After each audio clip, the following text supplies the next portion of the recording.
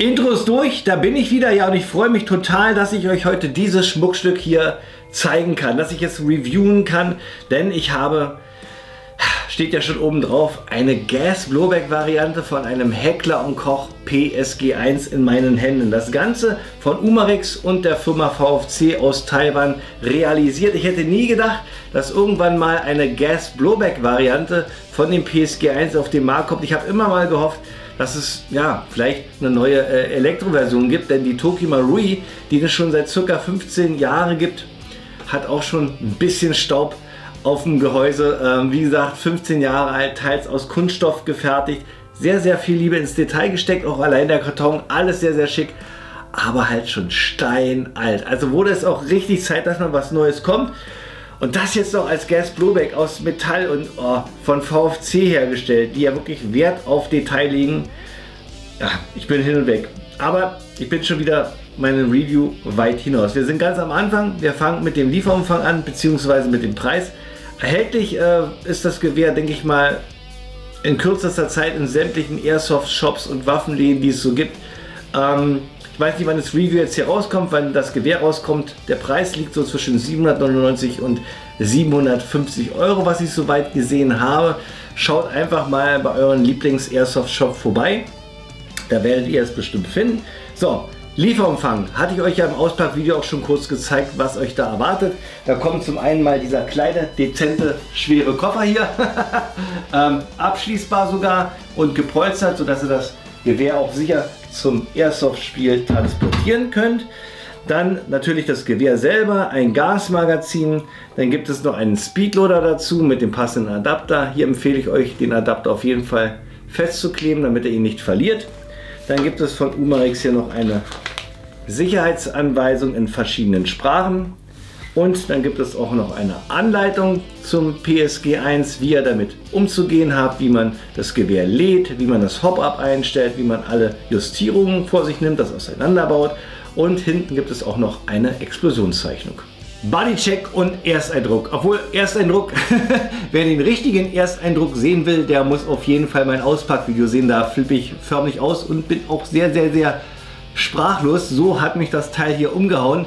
Umhauen tut es mich jetzt auch noch ungemein, aber ich habe meine Sprache wieder und ich starre nicht nur drauf und der Sabber läuft mir nicht aus dem Mund. Ich kann euch auch noch ein bisschen was dazu erzählen. Okay, ich gehe mal ein bisschen näher ran. Ja, das Ganze, wie gesagt, von VFC und Umarex zusammen entwickelt und gebaut.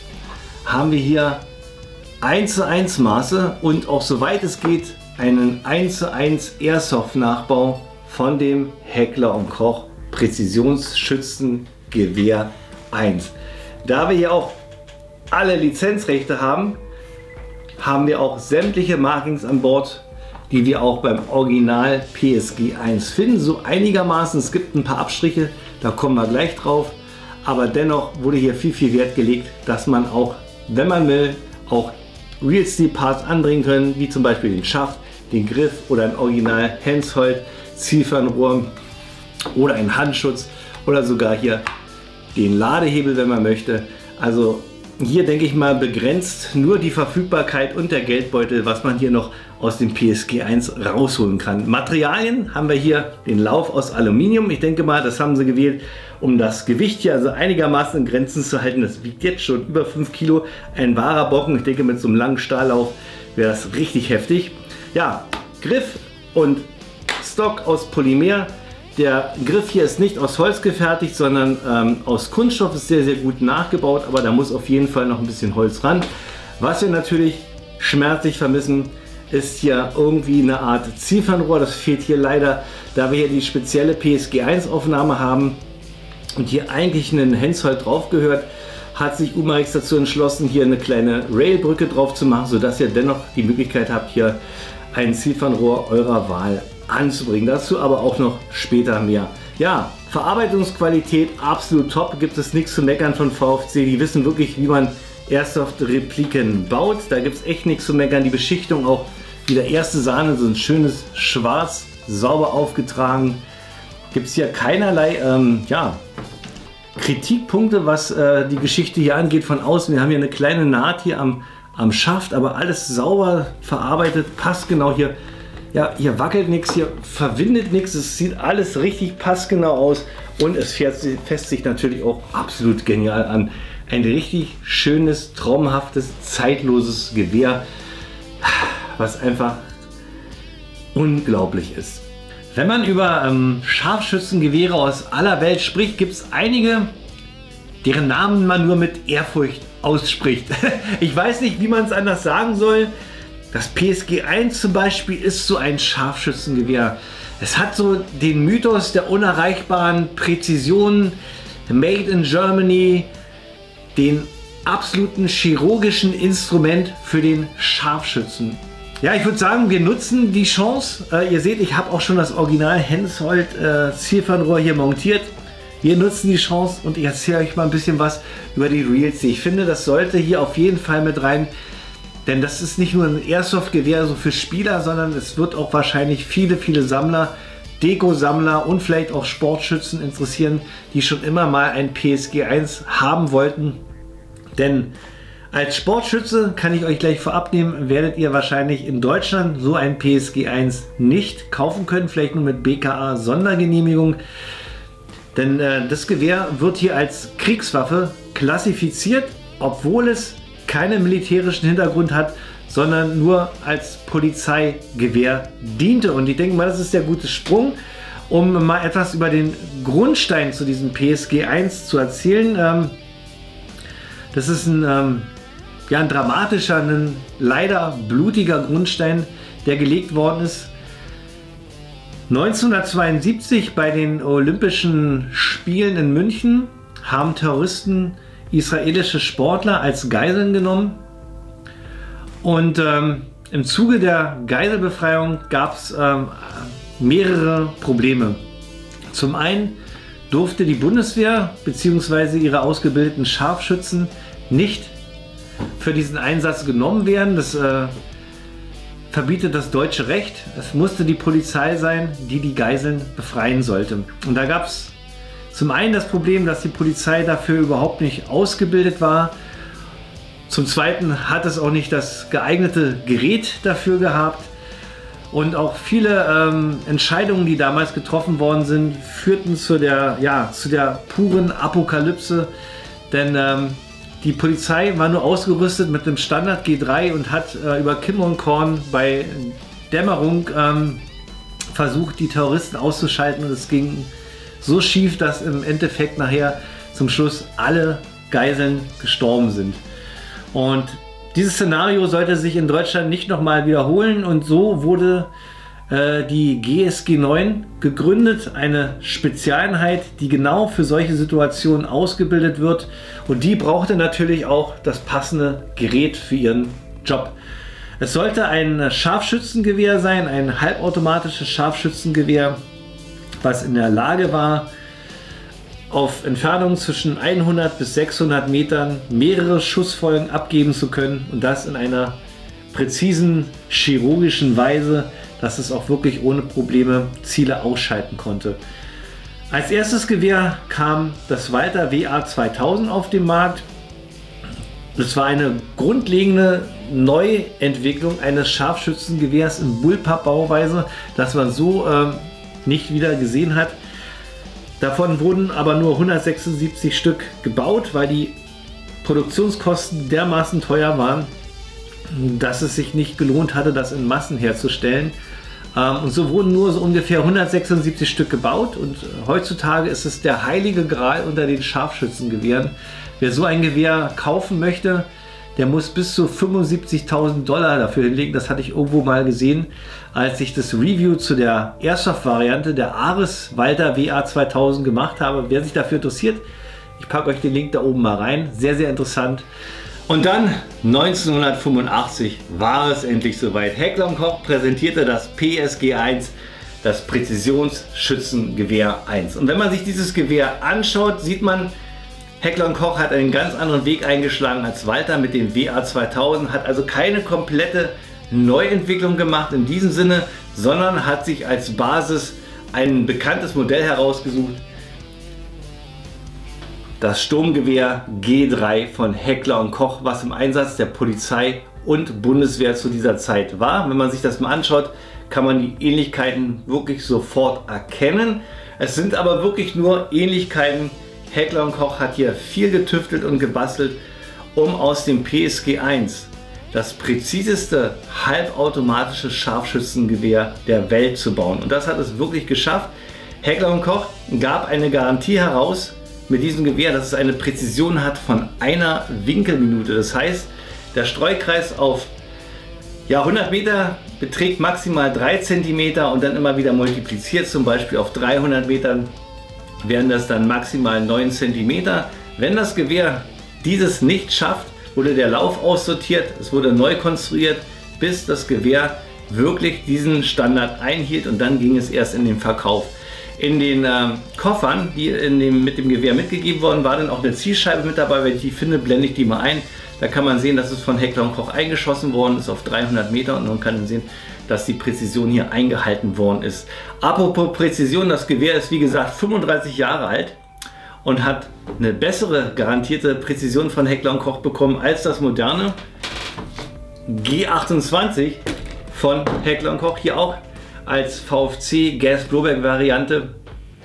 Denn das G28 hat garantiert von Heckler & Koch eine Präzision bekommen von 1,5 Winkelminute. Das heißt, wir haben hier einen Streukreis nicht von 9 cm auf 300 Metern, sondern 13 bis 14 cm. Also absoluter Wahnsinn, was Heckler & Koch damals hier mit dem PSG 1 geleistet hat.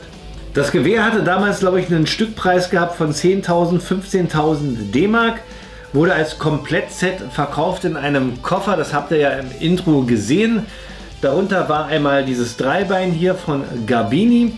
Dann gab es zweimal ein 20-Schuss Magazin dazu und zweimal ein 5-Schuss Magazin. Und natürlich auch hier das fest verbaute Zielfernrohr, welches extra für das PSG 1 damals von Hensoldt konzipiert worden ist. Hensoldt ist sozusagen der militärische Bereich von Zeiss Optik. Man hat sich hier entschlossen, eine feste Basis zwischen Zielfernrohr und Scharfschützengewehr zu bauen. Das erkennt man auch an der Montage, die fest verschweißt mit dem Gewehr ist und eine Aufnahme hat, die es eigentlich nicht gestattet, ein anderes Zielfernrohr raufzumachen als hier das Hensoldt PSG 1 Scope.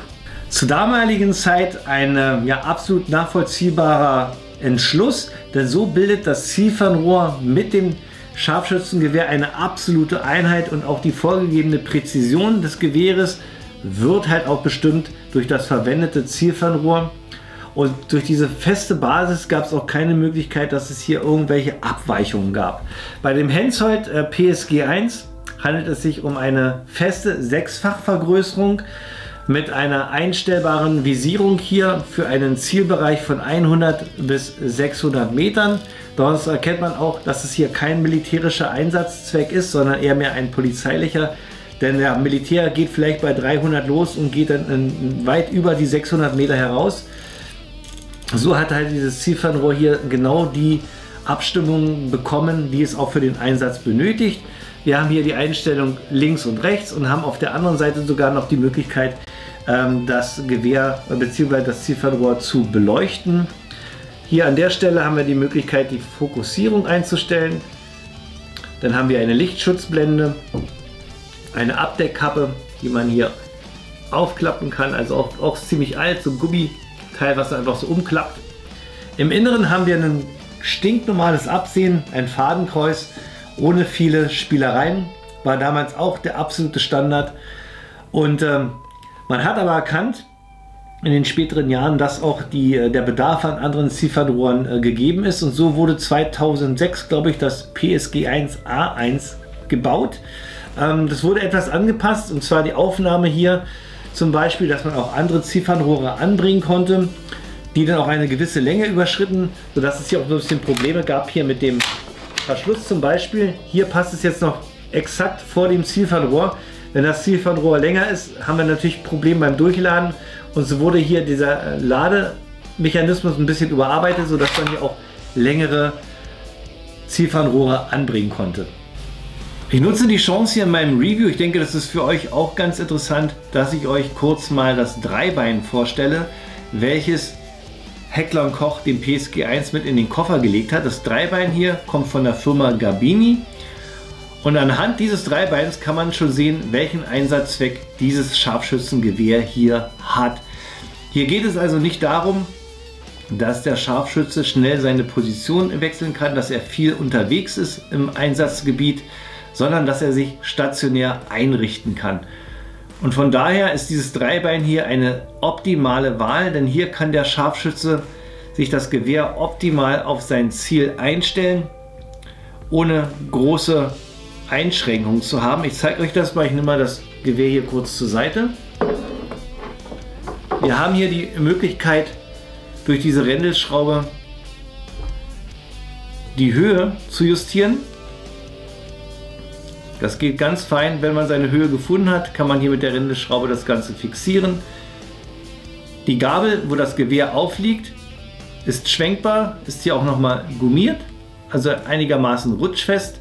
Wir haben die Möglichkeit hier durch diesen Hebel, wenn man den löst, auch den Winkel zu verstellen und bei Bedarf dann das Ganze zu justieren. Wir haben hier 3 stabile Füße, die hier genau im Winkel hier auf dem Boden liegen, sodass der Rückstoß auch richtig gut gebremst wird. Und, das habt ihr gesehen, das Ganze lässt sich sehr schnell zerlegen, indem wir hier die Schraube lösen. Und dann können wir hier die Beinchen abnehmen und dann passt das Ganze perfekt in den Koffer. Gebraucht, extrem selten zu bekommen, und voller Stolz kann ich sagen, habe ich 2020 geschafft, so einen Teil hier zu ergattern. Das ist wirklich absolute Rarität, denn wie gesagt, sowas kommt eigentlich nur im Komplettpaket mit dem PSG-1 im Koffer. Mehr möchte ich jetzt über die Real Steel nicht erzählen.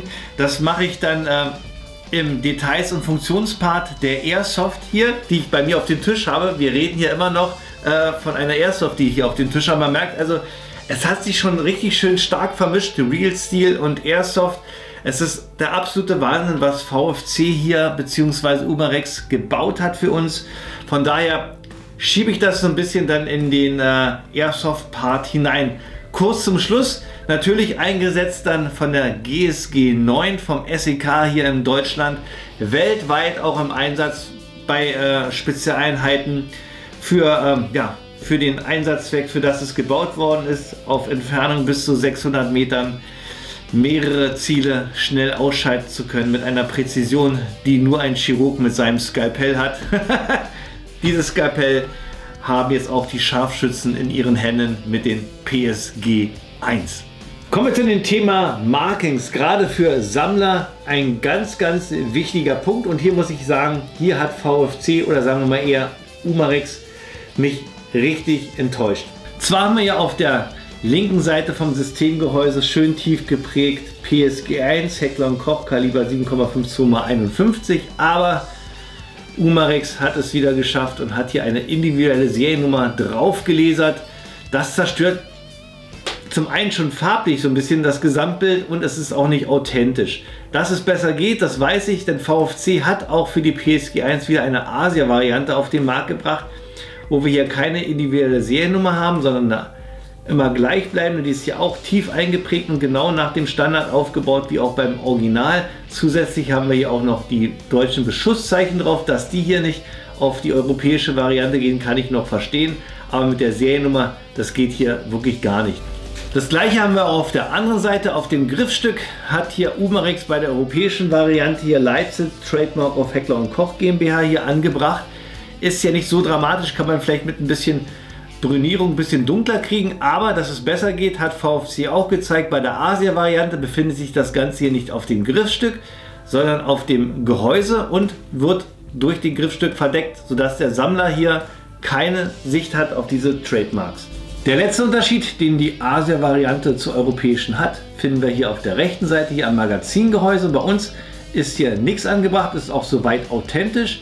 Bei der Asia-Variante steht hier nochmal Made in West Germany, Heckler & Koch Sterling VR. Das ist ein Hinweis, den die importierten Gewehre in Amerika haben. Wäre das hier noch mit drauf gewesen, hätte mich nicht gestört. So gesehen muss ich ehrlich sagen, wenn ich die Möglichkeit hätte, würde ich extrem gerne die Asia-Variante haben. Von daher, Umarex, warum? Warum tut ihr uns das an? Dass wir die deutschen Beschusszeichen nicht drauf haben können, kann ich vielleicht noch verstehen. Aber so eine geprägte Seriennummer, die muss auch nicht eindeutig sein, genauso wie bei der Asia-Variante. Das hätte uns richtig glücklich gemacht. Und wenn ihr Seriennummern haben wollt, individuelle für eure Datenbank oder Statistiken, ja, bringt die doch hier irgendwie unten am Abzugsbügel auf oder so, dass es nicht so auffällt. Ich denke mal, da würdet ihr uns eine richtig große Freude mitmachen. Von daher, bitte, bitte, bitte, bitte, Umarex, gebt euch einen Ruck. Vielleicht mit der nächsten Produktion von der PSG 1, dass da mal was anderes kommt oder in die Zukunft gerichtet. Das schmerzt wirklich, muss ich ehrlich sagen. Weiter geht's mit den technischen Daten. Heute VFC Umarex HK PSG 1 mit einer Gesamtlänge von 1,28 Metern, Lauflänge 620 mm, Gewicht satte 5,2 Kilo, System Gas Blowback Kaliber 6 mm, Magazinkapazität 20 Schuss. Haben wir hier eine angegebene Energie von 416 FPS bzw. 1,6 Joule. Das Ganze werde ich für euch jetzt im Chrono nachtesten. Mache auch gleich den Gaseffizienztest. Heißt, ich teste, wie viel Schuss kann ich mit einer Gasfüllung aus dem PSG 1 holen. Und danach geht es zum Zielschießen. Ich wünsche euch viel Spaß.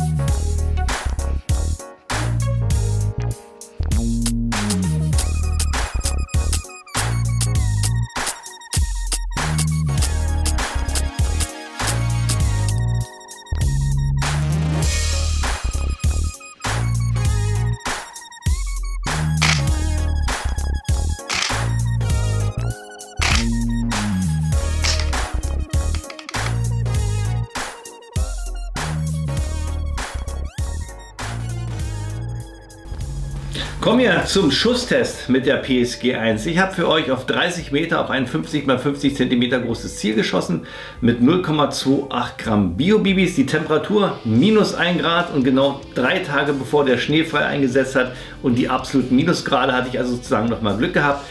Habe aber das Magazin und die Waffe generell nochmal aufgewärmt auf 22 Grad, habe auch das Nimrod Wintergas benutzt und habe dann versucht, die ersten 10 Schuss präzise, so ist wie es geht, auf die Scheibe zu platzieren. Das ist mir auch ganz gut gelungen. Der erste Schuss gegen das Weiße, konnte aber dann Ziffernrohr sehr gut nachkorrigieren.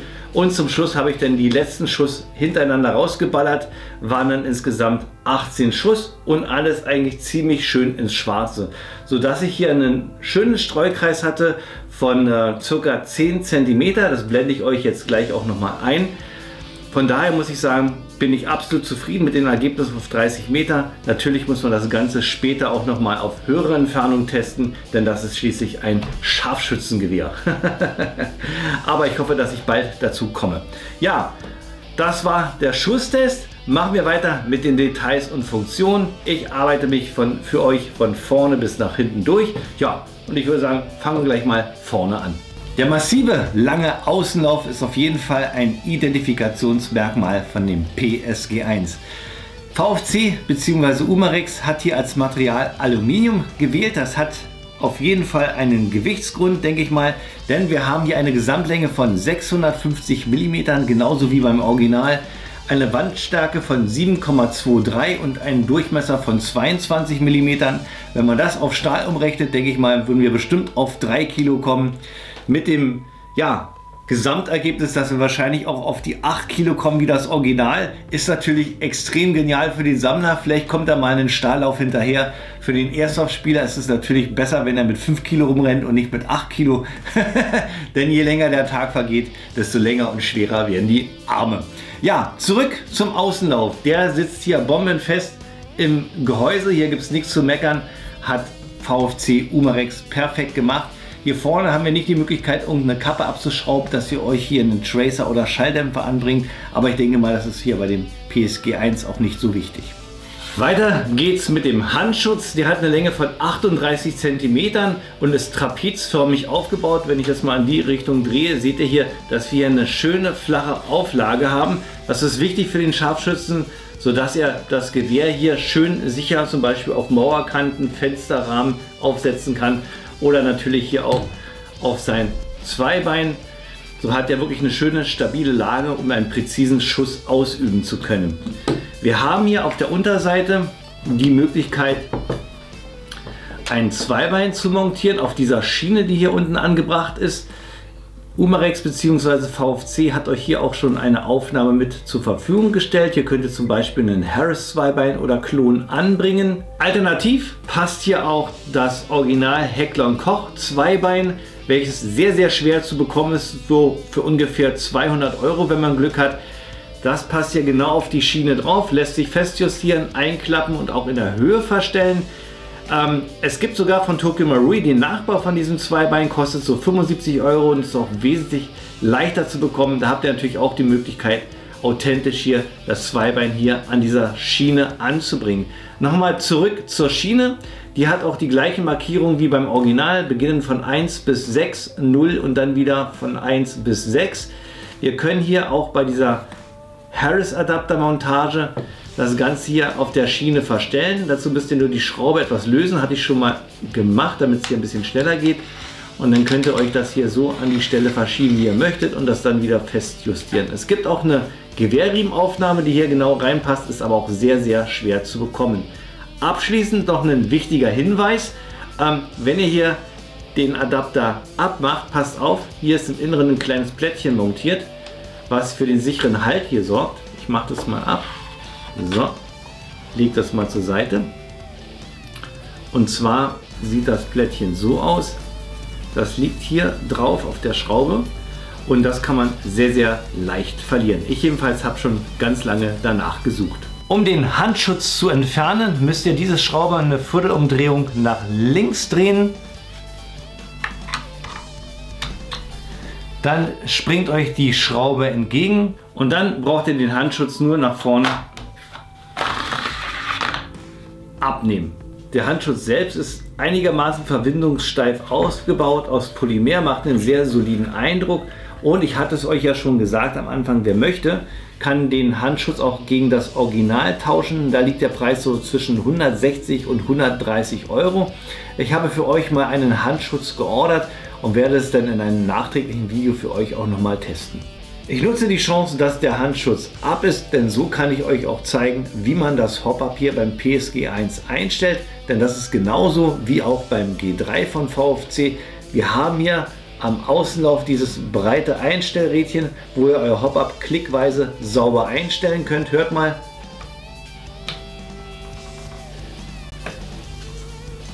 Das geht wirklich in jeder Richtung schön, exakt und sauber. Und das Tolle, das Hop-Up arbeitet hier auch hervorragend und die Bibis werden perfekt gehoppt. Weiter geht's mit dem Ladehebel und dem oberen Gehäuseteil. Das ist aus Stahl gefertigt, ebenso auch wie der Ladehebel. Die Funktion ist genauso wie beim G3 oder beziehungsweise bei der MP5. Einmal anklappen, Hebel nach hinten ziehen, loslassen und ihr habt das Gewehr geladen oder halt nach hinten und hier in die Einparkposition einrasten lassen. Dann bleibt der Verschluss hinten. Ihr könnt das Magazin nachladen und dann das Ganze hier wieder nach vorne slammen, indem ihr den Hebel hier einfach nur nach vorne drückt und dann schnallt das Ganze nach vorne. Gefühlt ist hier die Feder ein Stückchen stärker als beim G3. Kann aber auch sein, da ich das G3 schon extrem viel benutzt habe, dass es schon ein bisschen ausgenuddelt ist. Beim PSG 1 ist hier noch ein bisschen mehr Saft drauf.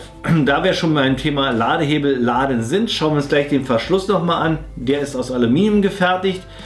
Hat jetzt hier auch die authentische Rifflung wie beim PSG 1, die benötigt wird, dass hier die Schließhilfe zum Einsatz kommt. Wenn ich den Ladehebel nach hinten mache, seht ihr, geht der Verschluss auch authentisch nach hinten. Lasse ich den Hebel nach vorne streifen, geht der Verschluss wieder nach vorne und das ziemlich laut.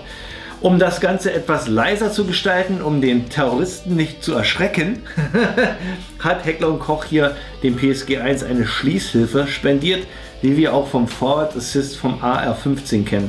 Wenn ich jetzt den Ladehebel langsam nach vorne gleiten lasse, kann es natürlich passieren, dass der Verschluss nicht ganz nach vorne geht und wir hier diesen Spalt haben, so wie wir das jetzt hier auch hier bei dem Airsoft-Modell haben. Jetzt könnte man mit der Schließhilfe durch Drücken den Verschluss nach vorne führen und ihr seht, leider funktioniert das hier bei der Airsoft von Umarex nicht. Hier hat Umarex nicht an den Sammler gedacht, sondern hat hier nur einen Dummy gebaut. Finde ich eigentlich schade. Wäre genial gewesen, hätten wir das gemacht. Wir müssen sozusagen jetzt als Airsofter laut das Ganze durchladen. Da im Lieferumfang kein passendes Zielfernrohr mit enthalten ist, hat Umarex euch hier diese Railbrücke mit dazu gegeben. Die hat eine Länge von 12,5 cm und ist auf der exakten Kopie von der Originalaufnahme hier angeschraubt. Könnt ihr bei Bedarf auch abnehmen und so habt ihr halt die Möglichkeit, nach Belieben euch ein Zielfernrohr anzubringen. Ich habe jetzt hier zum Beispiel mal schnell mein NC-Star Scope genommen. Da ich hier eine ziemlich hohe Montage habe und die Montage vom PSG 1 auch schon ziemlich hoch ist, habe ich hier natürlich das Ganze ziemlich oben aufgebaut. Das Ganze, finde ich, optisch sieht das nicht so gut aus. Ich würde also darauf achten, wenn ihr euch einen Zielfernrohr holt, dass ihr euch eine Montage sucht, die ziemlich niedrig ist. Wer die Möglichkeit hat, kann natürlich ein Original Handheld Scope hier an das Umarex PSG 1 anbringen. Ich habe hier unten mal die Schrauben schon mal gelöst, sodass ich das Scope hier einfach wegnehmen kann. Ihr habt es ja auch schon im Real Steel Part gesehen, da hatte ich es euch ja gezeigt. Hier ist das Original Scope von Hensoldt, hat einen Kaufpreis circa von 800 €, also richtig teure Anschaffung. Wenn ihr das günstiger kriegt, zuschlagen. Ich denke, billiger geht nicht mehr. So, und das passt auch 1:1 hier ohne Probleme drauf. Braucht ihr nur aufstecken und könnt es auch mit der Originalverschraubung hier am Gewehr fixieren. Und das Schöne ist jetzt, wir haben jetzt natürlich nicht nur ein authentisches Zielfernrohr an der PSG 1, sondern das Zielfernrohr ist natürlich auch für den Gas-Blowback-Betrieb ohne Probleme zu verwenden. Wir haben hier ja einen Real Steel Scope, das heißt, die Erschütterungen tun dem Scope hier nichts an. Die Verstellung bleibt so, wie sie ist. Seid ihr hier sozusagen auch auf der sicheren Seite. Wenn ihr nicht so viel Geld ausgeben wollt für ein Hensoldt oder es nicht daran rankommt, habt ihr natürlich auch die Möglichkeit, das Scope von Tokyo Marine zu verwenden, welches mit dem PSG 1 mitgeliefert worden ist. Das sieht so aus, ist vom Aufbau auch sehr identisch, ist aus Aluminium gefertigt und aus Kunststoff, macht eigentlich einen sehr, sehr guten Eindruck. Ja, Kostenpunkt so 150 bis 200 €, wenn man das bekommt, und es passt auch 1:1 hier auf den Nachbau von Umarex drauf, einfach nur mit der Schraube fixieren und ihr habt sozusagen eine günstige Alternative hier, euer PSG 1 authentisch auszustatten. Kleiner Hinweis, wie gesagt, das Scope ist ungefähr 15 Jahre alt, ist ausgelegt für eine SAEG und ich bin mir absolut sicher, ja, dass es vielleicht früher oder später kaputt gehen kann, da es mit den Erschütterungen von der Gas Blowback nicht klarkommt und das PSG 1 rappelt und zappelt ordentlich ab. Von daher seid gewarnt, es kann sein, dass euch das Scope hier kaputt geht. Da ich das TM Scope habe und auch das Hensoldt Scope, denke ich mal, ist es eine gute Chance, die beiden nochmal miteinander zu vergleichen. Links das Hensoldt, rechts Tokyo Marui. Gucken wir uns die Sonnenschutzblende an, die ist beim Hensoldt hier gummiert und sehr elastisch. Der Nachbau von Tokyo Marui ebenfalls gummiert und sehr elastisch. Auch der Durchmesser ist hier absolut identisch, sodass, wenn ihr die Chance habt, vielleicht an eine Blende vom Hensoldt Scope zu kommen, dass ihr die euch am Tokyo Marui anbauen könnt. Weiter geht's. Wir haben hier beim Hensoldt hier die Möglichkeit, die Fokussierung einzustellen. Geht natürlich sehr, sehr sauber. Wir haben hier auch den Punkt, sodass wir sehen können, wo wir das eingestellt haben mit der Kennzeichnung plus, minus, 0. Das gleiche haben wir hier auch bei Tokyo Marui, bloß hier nicht mit dem Punkt zur Kennzeichnung, aber hier könnt ihr euch die Fokussierung auch sauber einstellen und plus 0, minus haben wir hier auch. Vergleichen wir noch die Markings. Links Hensoldt Wetzlar mit der Kennzeichnung ZF 6x42 PSG 1. Wir haben bei dem Original eine 6-fach-Vergrößerung mit einem 42er Absehen. Das Tokyo Marui hat als Kennzeichnung Pro Custom High Grade Scope Japan Tokyo Marui mit der Kennzeichnung ZF 4x40 PSG 1.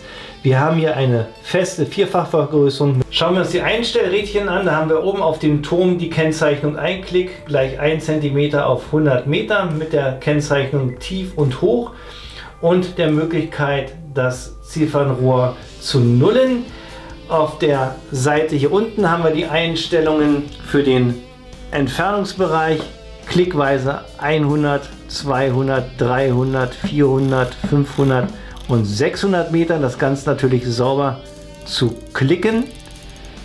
Bei der Tokyo Marui Variante haben wir genau das gleiche. Kennzeichnung hier oben und auch die gleichen Einstellmöglichkeiten klickweise wie beim Original. Auch die seitliche Verstellung ist hier identisch zwischen Hensoldt und Tokyo Marui. Der Schriftzug ist hier ein bisschen anders und auch hier der Turm ist ein bisschen schmaler als beim Original. Haben wir aber auch die Möglichkeit, jetzt hier rechts und links zu verstellen bis zur Position 22 beim Original ohne Klicken und beim Tokyo Marui mit Klicks. Das Hensoldt hat die Möglichkeit, das Absehen zu beleuchten. Da kommt hier im Inneren eine spezielle Batterie ein, kann hier durch Druck angeschaltet werden und durch den Drehregler hier in der Helligkeitsstufe verstellt werden.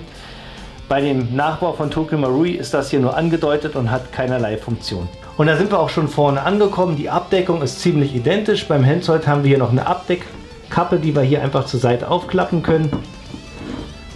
So, und das Ganze haben wir hier bei dem Tokyo Marui Nachbau aber nicht.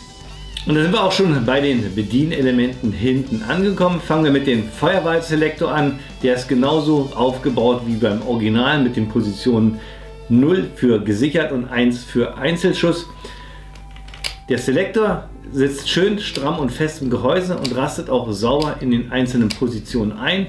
Ist aus Stahl gefertigt und hat auch die Möglichkeit, dass ihr auf der anderen Seite ebenfalls die eingestellte Position ablesen könnt. Also hier hat Umarex wieder schön authentisch gebaut.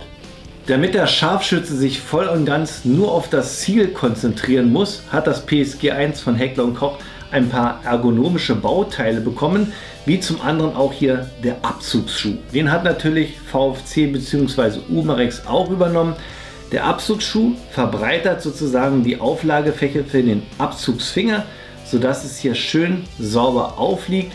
Und wie beim Original kann man das Ganze auch in der Höhe verstellen. Dazu müsst ihr hier nur hinten die Schraube etwas lösen. Das habe ich schon mal vorbereitet.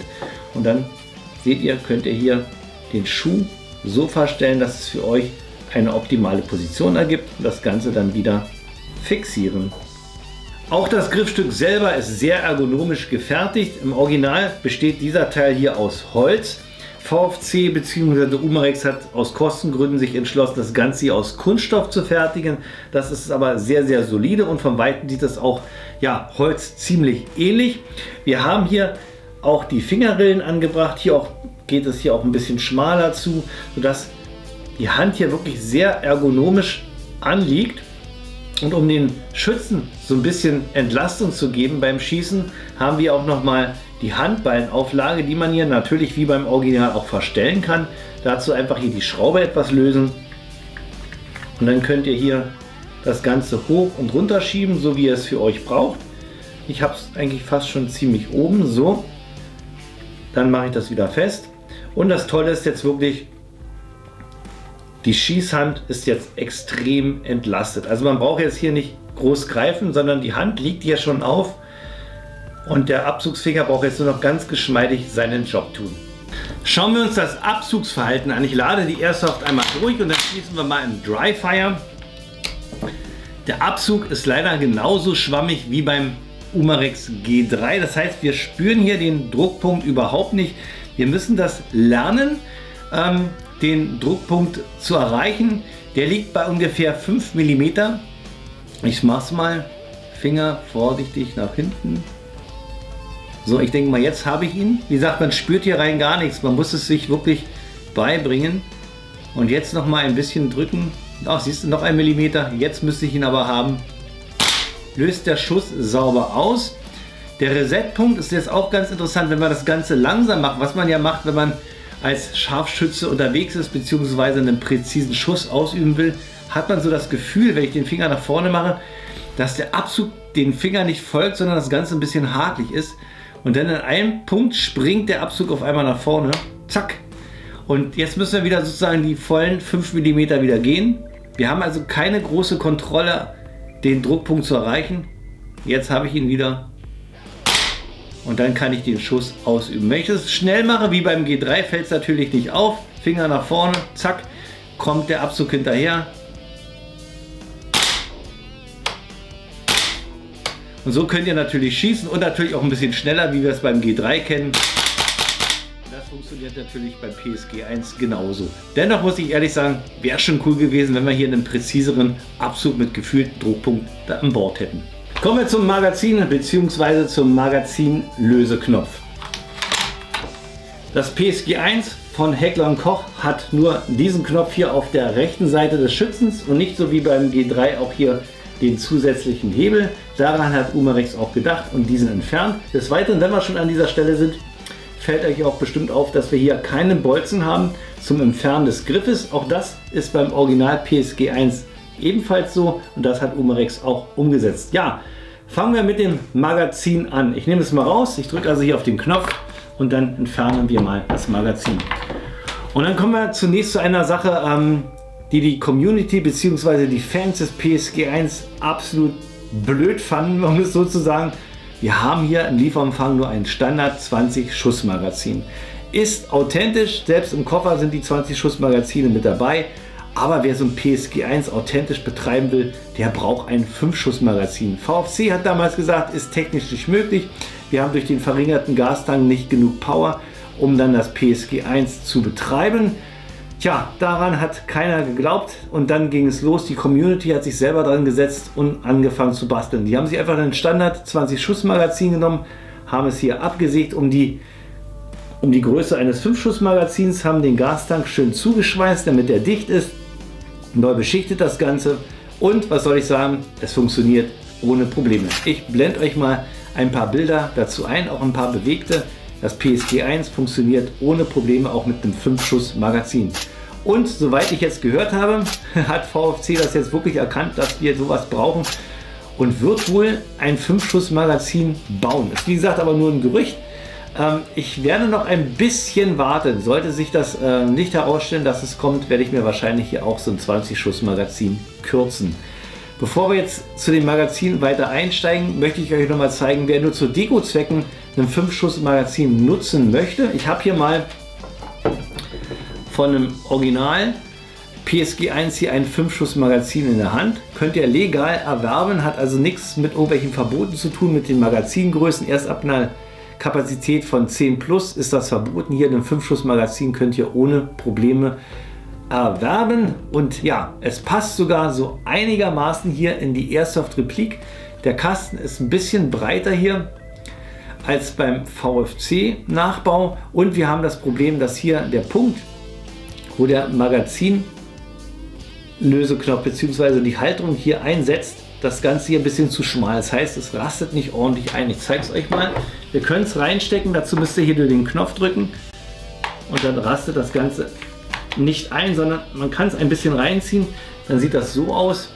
Ein bisschen schräg das Ganze. Und ja, ihr müsst also ein bisschen nacharbeiten mit dem Dremel, dass das passt. Wenn ihr was Passendes haben wollt und zum Beispiel noch im Besitz seid von einem Tokyo Marui PSG 1, diese Magazine von Tokyo Marui passen ohne Probleme rein. Wer das als Ersatz kaufen will, kostet so neu um die 30 Euro. Vielleicht kriegt ihr das auch bei eGun oder so ein bisschen günstiger. Das Schöne ist, das passt jetzt hier ohne Probleme rein. So. Rastet auch sauber ein. Und ihr könnt sogar den Ladehebel betätigen. Das Magazin stört sich hier überhaupt nicht. Und ich finde, ja, so muss ein PSG 1 aussehen mit einem 5-Schuss-Magazin. Aber zurück zum Standardmagazin, welches im Lieferumfang enthalten ist. Das Ganze ist aus Aluminium gebaut, hat eine Kapazität von 20 Schuss. Mit einer Gasfüllung könnt ihr bis zu 60 Schuss rausschießen. Kostenpunkt für ein Ersatzmagazin so um die 60 Euro. Da das hier ein Standard VFC G3 Magazin ist, möchte ich euch hier auch nochmal den Hinweis geben, den ich euch beim G3 Review gegeben habe. Hat bei manchen Besitzern vom G3 für Frust gesorgt. Damit euch das beim PSG 1 nicht passiert, erwähne ich es hier auch nochmal. Damit das G3 bzw. PSG 1 nach dem letzten Schuss nicht einfach im Dryfeuer weiter schießt, hat sich Umarex was einfallen lassen. Und zwar mit einer Verlängerung des Valve Knockers im Magazin. Das ist hier dieses kleine silberne Aluminiumteilchen. Das befindet sich jetzt zurzeit hier in der seitlichen Position. Das hat zur Folge, dass wenn ihr den Abzug drückt und der Valve Knocker jetzt Richtung Magazin schießt, hier in der Mitte ins Leere geht. Das heißt, das Ventil wird nicht geöffnet. Damit das Ventil sich öffnet, muss hier die Verlängerung in die mittlere Position. Ihr seht, springt aber immer wieder zurück. Das liegt jetzt daran, wir haben jetzt hier keine BBs mehr.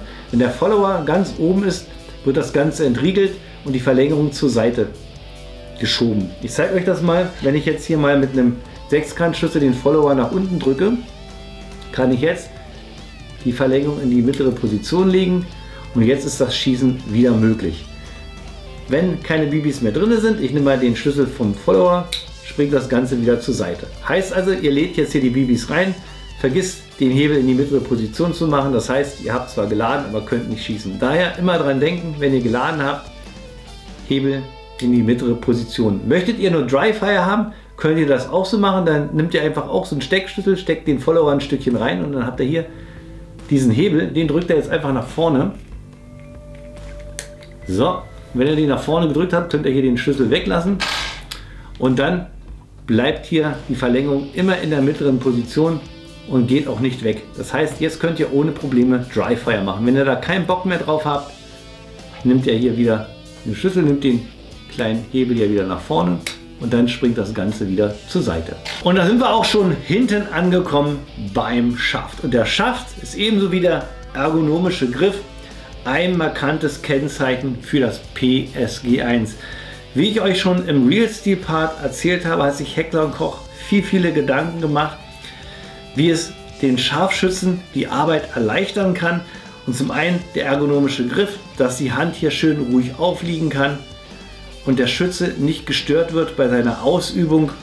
Und ebenso dieser Schaft hat ja eigentlich zu damaliger Zeit schon ein technisches Highlight gesetzt, denn wir können den Schaft hier in Höhe und Länge verstellen. Dazu gibt es hier diese Stellschraube, die kann man hier aus dem Schaft rausnehmen, so sieht sie aus. Hat hier auch eine kleine Feder drin, sodass man die nicht verliert. Die wird auch im Standard im Heckler & Koch Koffer verstaut, aber der Schütze kann sie natürlich hier auch sicher im Schaft verwahren. Wird jetzt hier einfach reingesteckt, dann löst man die Schraube und jetzt kann man hier die Wangenauflage in der Höhe verstellen. Das Ganze ist auch gefedert wie beim Original. Wenn man die Position gefunden hat, ich mache es mal so, dreht man das Ganze einfach wieder fest. Das gleiche auch mit der Schulterauflage, die kann man nämlich in der Länge verstellen. Dazu den Steckschlüssel jetzt einfach umstecken, hier rein, lose schrauben und jetzt haben wir die Möglichkeit, das Ganze nicht rauszuziehen, sondern rauszuschrauben, so, bis man die Position gefunden hat, die man haben möchte, und dann wird es festgeschraubt. Dann sieht der Schaft so aus. Und wenn man sich den Schaft jetzt mal anschaut, denkt man, kommt einem ein wenig bekannt vor. Der sieht fast genauso aus wie der Magbull PRS Schaft. Und jetzt muss man sich mal reinziehen, dieser Schaft ist 35 Jahre alt und immer noch Vorlage für moderne Schäfte. Und so findet man hier diese Art von Schaftsystem in Form eines Magbull PRS oder hier diesen ergonomischen Griff an vielen AR15 Plattformen. So, jetzt aber zurück wieder zum Nachbau von VFC bzw. Umarex. Dann kommen wir nämlich hier zu einem Punkt, der mir ein bisschen negativ auffällt. Obwohl ich das Ganze hier richtig fest, also richtig mit Kraft festgeschraubt habe, ist das Ganze hier immer noch ziemlich locker und verstellt sich ziemlich schnell. Auch in der Position, wenn ich es einschraube, ich mache es mal, schraube das mal wieder rein. So, schraube es so fest es geht. So, habe ich hier dennoch immer noch Spiel drin. Und das ist ziemlich locker, muss ich sagen. Das heißt, wenn man es jetzt hier zum Beispiel hier auf dem Dreibein hat und ein bisschen nachjustiert, schiebt sich das hier ein bisschen hin und her. Ich bin gespannt, ob das jetzt nur bei mir ist. Ich werde es nachher dann auch bei den Pro und Kontras nur als Neutralpunkt aufführen. Wenn ihr das PSG 1 schon habt, schreibt mal unten, ob das bei euch auch so ist. Ansonsten, ich habe mir jetzt auch für euch mal den Original PSG 1 Schaft bestellt. Den probiere ich erstmal auch aus, ob er passt. Und da schaue ich euch auch mal an, wie das hier mit der Haltbarkeit vom Originalschaft ist.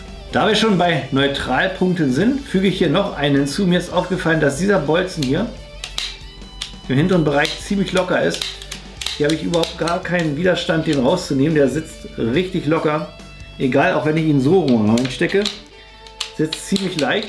Der andere dagegen ist stramm, so wie man es gewohnt ist. Also hier muss ich ehrlich sagen, weiß ich nicht, ob das jetzt Standard ist oder nicht. Auch hier, wenn ihr hier das PSG 1 habt, schreibt mal, ob es bei euch genauso locker ist. Kommen wir nun zu den Internals. Wie ihr seht, habe ich das PSG 1 für euch schon mal zerlegt. Wenn ihr wissen möchtet, wie das Ganze funktioniert, dann klickt mal hier auf diesen Link. Das Ganze habe ich separat von meinem Review für euch gefilmt. Wir fangen jetzt mal an, würde ich sagen, mit dem Inner Barrel und der Hop-Up-Unit, weil das ganz nah bei mir liegt. Das Hop-Up-System ist identisch aufgebaut wie beim VFC G3 mit dem Unterschied, dass das Einstellrädchen hier länger ist als bei der G3-Variante, besteht aber auch aus Kunststoff. Und wenn ich das hier mal abziehe, sehen wir, haben wir auch das gleiche Prinzip. Wir haben hier so eine Art Spiralform, die hier an dem Hop-Up-Arm aufsetzt, und je nachdem, in welche Richtung ich jetzt hier drehe, senke ich den Arm oder stelle ihn wieder höher. Das Hop-Up selber funktioniert einwandfrei. Am besten konnte ich halt auf 30 Meter mit 0,28 Gramm Bio-BBs schießen. Noch ein kurzer Blick auf den Lauf. Der ist extrem lang. Wir haben hier einen Innenlauf mit einer Länge von 620 mm. Nochmal ein Blick auf den Außenlauf. Den hatte ich euch ja im Review schon gezeigt. Jetzt hier nochmal im ausgebauten Zustand. Hat das Ganze hier ein Gewicht von 540 Gramm. Und ich denke, wenn das aus Stahl kommt, dann haben wir hier ein sattes Gewicht in der Hand. Der Schaft hat ein Gewicht von 1,3 Kilo, hatte ich euch ja schon gezeigt. Im Inneren sehen wir hier die Federführungsstange mit der Feder, wo der Verschluss lang gleitet. Ich stecke das mal rein. Das Ganze läuft wieder zweiteilig. Wir haben einmal diese lange Feder und hier im Inneren auch mal eine stärkere Feder, die dafür sorgt, dass das Ganze abbremst und dem Verschluss genügend Schmackes gibt. Schauen wir uns den Verschluss an. Der ist komplett aus Aluminium gefertigt und hier wurde auch viel Liebe ins Detail wieder gelegt von Umarex. Wir haben hier erstmal diese Einkerbung, das hatte ich euch ja schon mal gezeigt, für die Schließhilfe, die leider nicht funktioniert. Und hier im Vorderbereich wurde auch darauf geachtet, dass das Ganze authentisch aussieht. Wir haben hier nicht diese Spange, wie wir das hier beim G3 oder bei der MP5 finden. Hier dieses Messingfarbene. Das fehlt hier bei der PSG 1 bewusst, denn hier wurde ein ganz anderes System gelöst, um die Patrone auszuwerfen. Das Ganze ist hier umfassend an dem Verschluss Und das Ganze wurde hier von VFC bzw. Umarex perfekt angedeutet. Also wieder eine Kleinigkeit, die den Sammler freut. Ja, drehen wir das Ganze mal um. Hier haben wir das Nozzle aus Kunststoff, sitzt schön führig drin, dichtet auch sehr gut ab.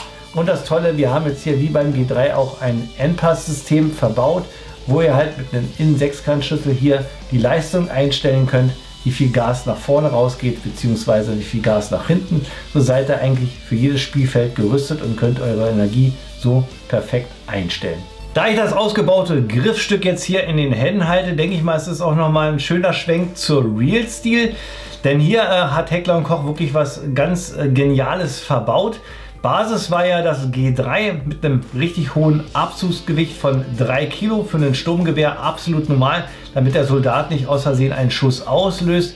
Für ein Scharfschützengewehr natürlich viel zu hoch, da musste was geändert werden. Und so hat Heckler & Koch das Abzugsgewicht auf konstante 1,5 Kilo reduziert. Das erleichtert natürlich dem Scharfschützen jetzt präzise und ohne Pressen und Reißen einen Schuss auszulösen. Um das zu realisieren, hat Heckler & Koch hier ein Zwei-Feder-System verbaut.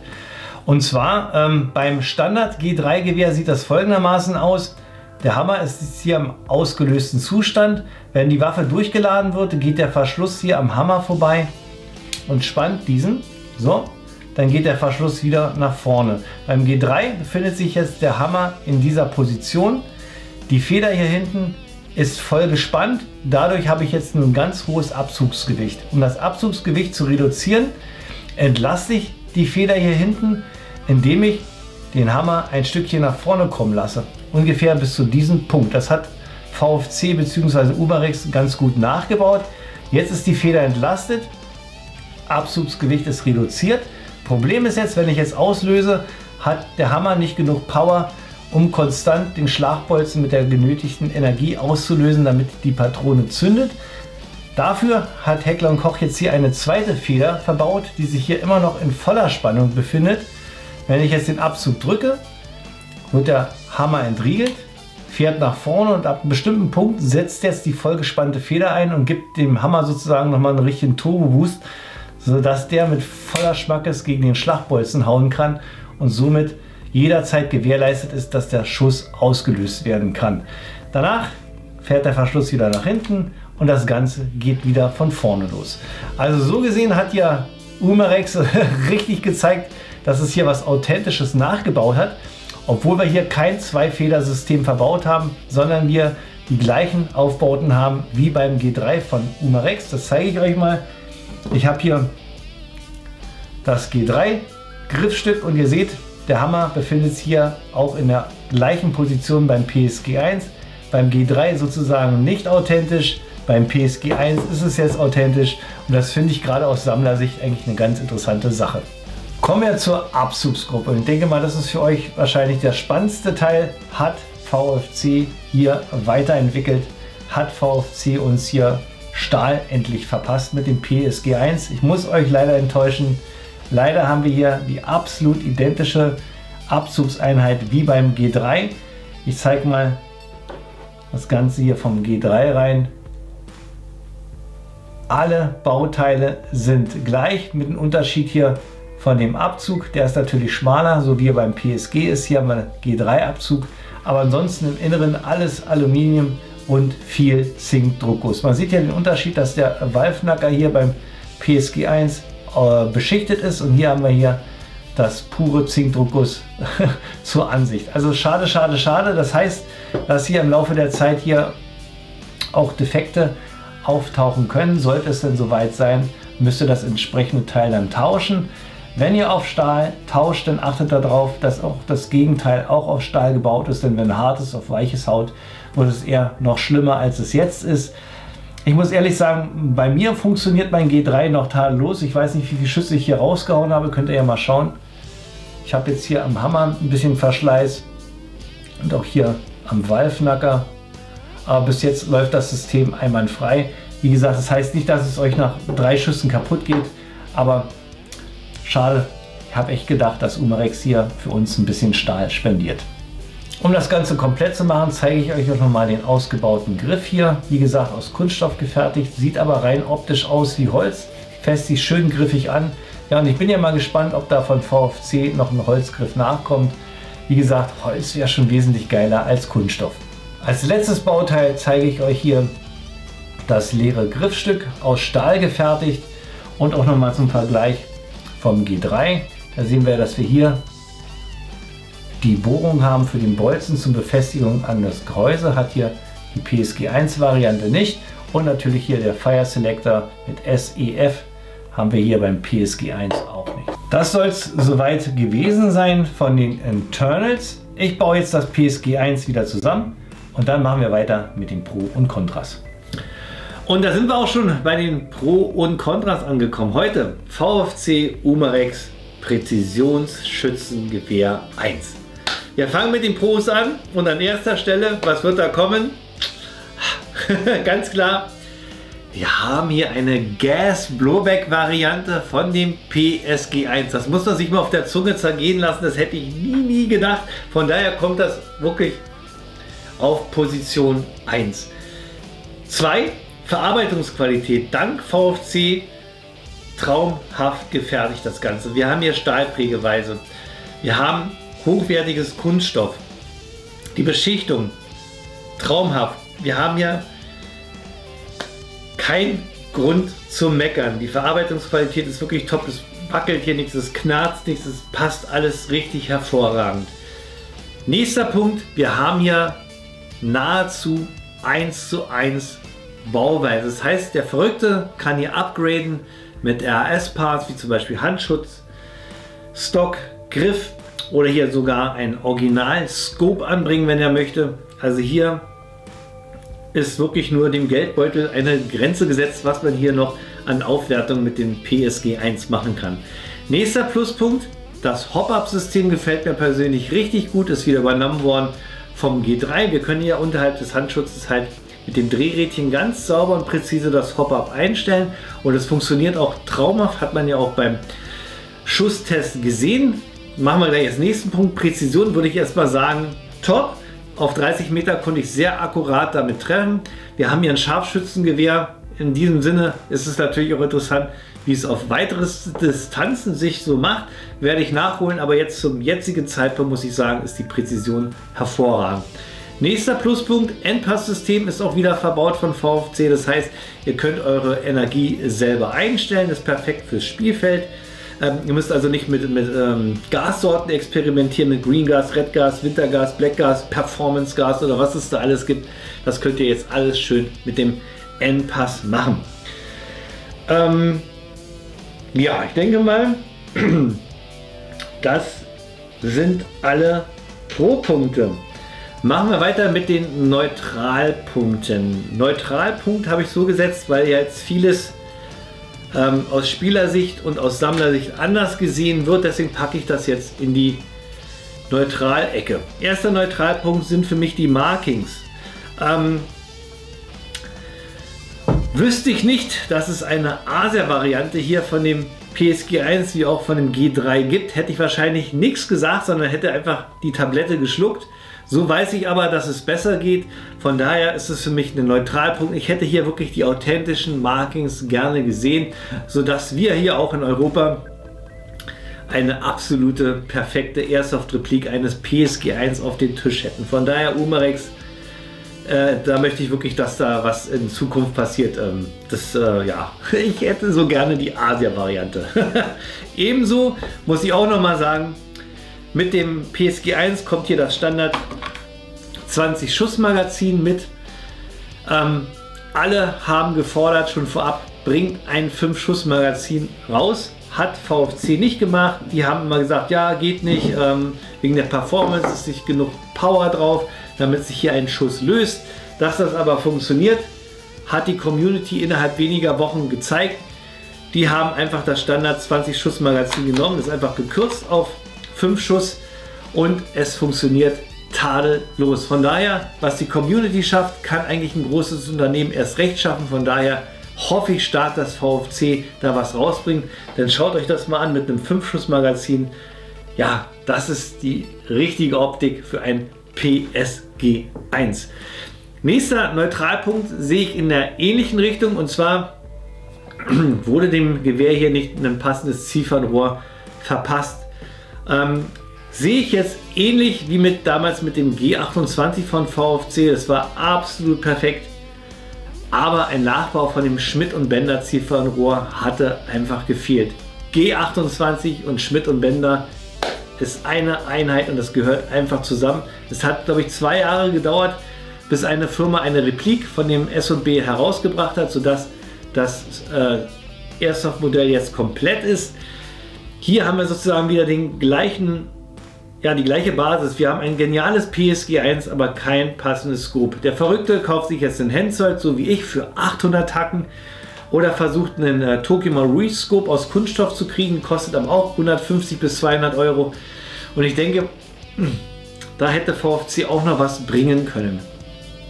Genauso ist auch wieder kostenintensiv, statt Kunststoffgriff einen Holzgriff.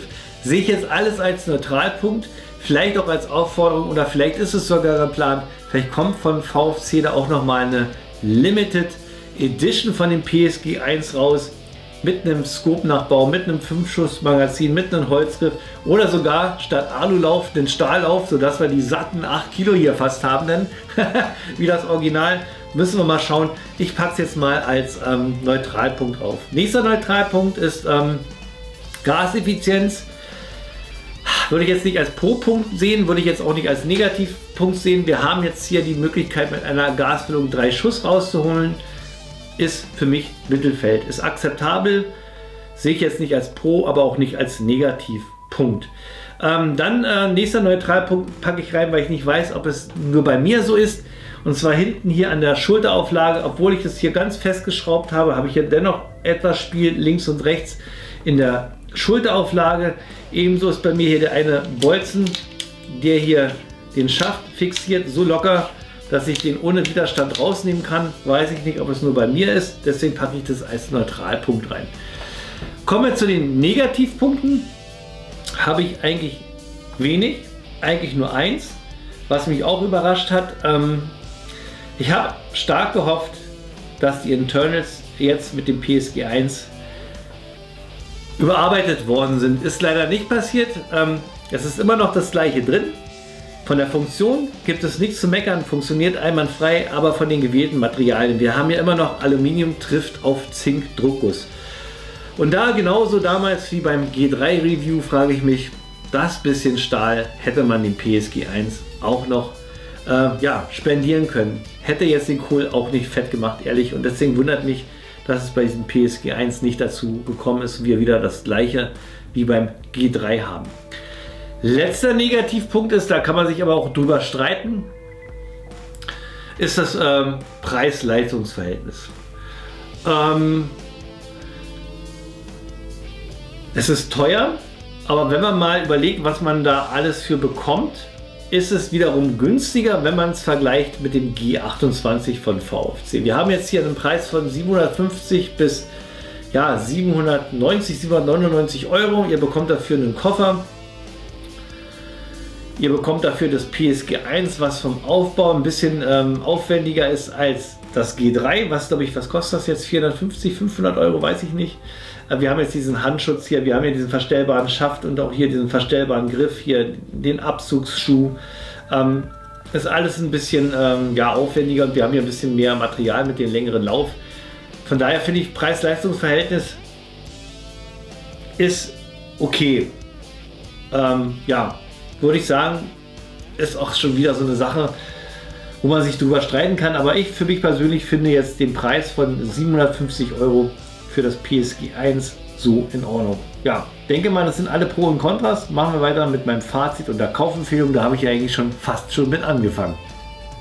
Mein Fazit und meine Kaufempfehlung. Natürlich bei diesem Gewehr absolut emotional beeinträchtigt.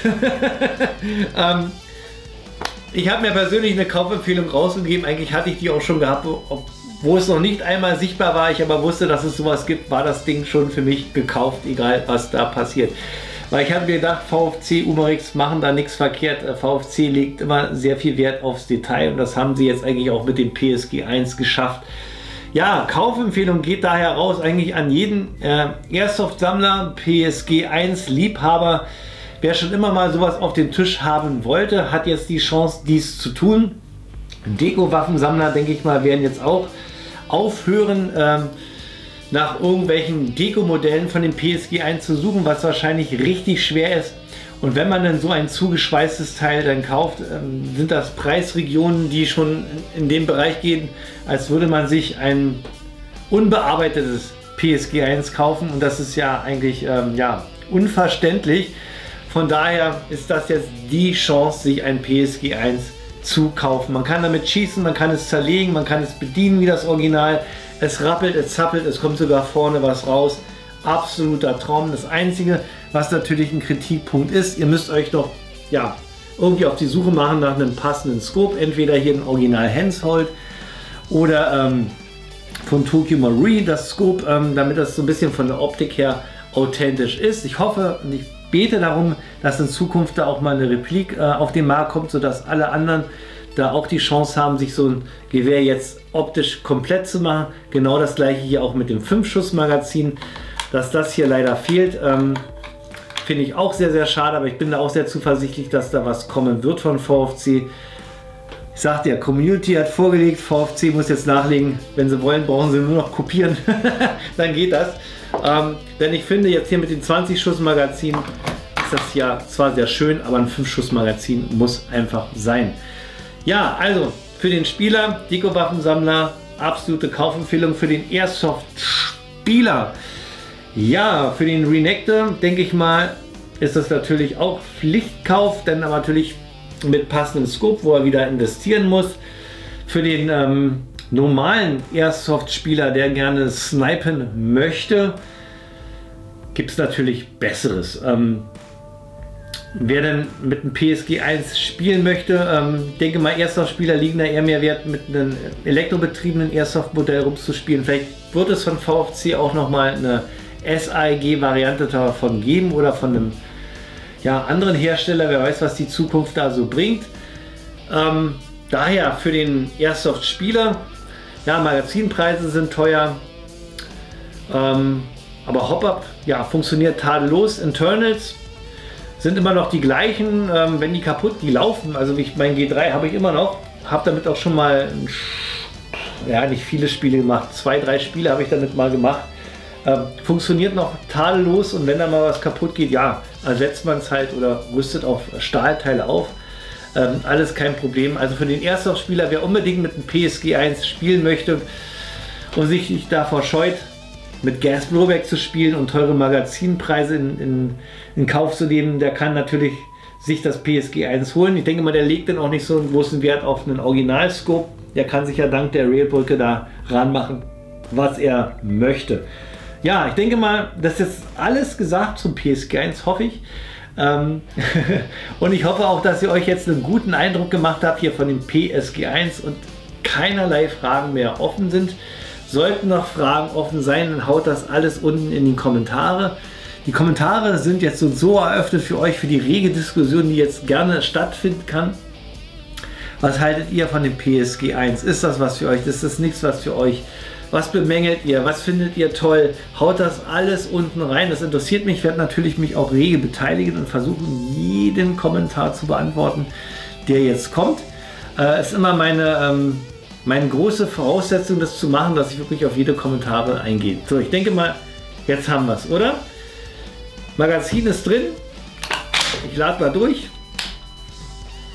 Selector auf Einzelschuss. Und jetzt geht's los. Wer meinen Kanal noch nicht abonniert hat, der klickt mal da oben rauf. Unten gibt es ein weiteres Video von mir. Das war's von mir. Bruce BB2K Airsoft Channel. Heute mit dem PSG 1 Gas Blowback. Ich hoffe, ihr hattet Spaß gehabt und wir sehen uns beim nächsten Review wieder. Macht's gut, euer Bruce.